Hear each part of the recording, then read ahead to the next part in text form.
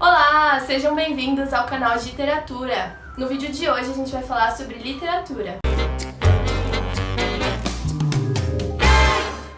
A gente vai falar sobre romantismo no Brasil. A gente tem vídeo aí das outras escolas literárias, movimentos literários anteriores. Se você não viu, veja, tem uma playlist aqui no canal sobre literatura, muito legal. Então, dando continuidade, a gente vai falar sobre romantismo.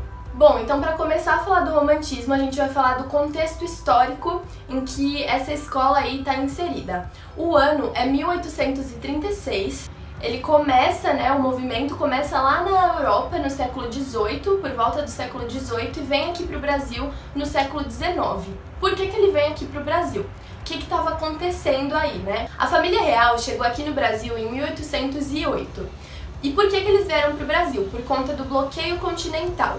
Então, o que foi isso? Tava rolando que Napoleão tava lá querendo invadir, conquistar toda a Europa, e aí quando ele chegou lá na Inglaterra, a Inglaterra falou, não, aqui você não vai conquistar, não vai entrar aqui. E aí o Napoleão ficou bravo e aí colocou o bloqueio continental, que fazia com que nenhum país da Europa pudesse comercializar, pudesse ter relações comerciais com a Inglaterra. Bom, com essa medida, com esse cenário, Portugal se viu perdido, sem saída, porque Portugal já tinha relações com a Inglaterra. E aí eles decidiram vir para o Brasil, que era a colônia deles na época. Então a família real chegou aqui em 1808 e aí trouxe um pouco da cultura deles, mais do que a gente já tinha, porque em 1500 chegaram aqui os portugueses, já deixaram a cultura deles, enfim. E aí quando a família real veio aqui para o Brasil, eles deixaram um pouco da cultura deles de novo e aí trouxeram lá o movimento, o romantismo aqui para o Brasil.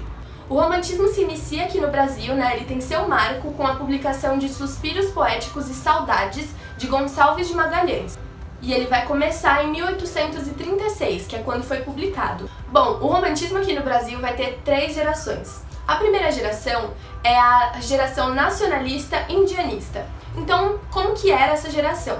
Como o próprio nome já diz, era uma geração nacionalista em que o pessoal exaltava a terra, exaltava o Brasil, a nação era mais importante do que tudo, então era uma coisa exacerbar a terra, ufanista mesmo, orgulho do Brasil, e aí também para resgatar essa identidade nacional, exaltar o índio também, porque ele que estava aqui antes, então colocar o índio como o herói de todas as histórias. Tanto que é nessa época, é nessa fase que a gente tem a canção do exílio, do Gonçalves Dias, que fala: minha terra tem palmeiras, onde canta o sabiá, as árvores que aqui gorjeiam não gorjeiam como lá. Então ele estava falando do Brasil. As árvores que gorjeavam fora do Brasil não eram igual ao do Brasil, porque as árvores que tinham aqui, as aves que tinham aqui, tudo que tinha aqui era melhor. Então é essa fase que vai ter esse sentimentalismo também amoroso, e aí vai ter essa exaltação da terra, essa paixão pela terra mesmo. Os principais autores desse período, dessa primeira fase, além do Gonçalves de Magalhães, que foi quem iniciou essa fase, vai ser o Gonçalves Dias, como eu já falei, e também o José de Alencar. A principal obra dele, Iracema, super conhecida, que vai, de novo, retratar isso do índio, Então, essa é a primeira fase, a primeira geração romântica. A segunda geração romântica é chamada de Mal do Século. Mal do Século, nome bem pesado, assim como a geração, porque era realmente isso.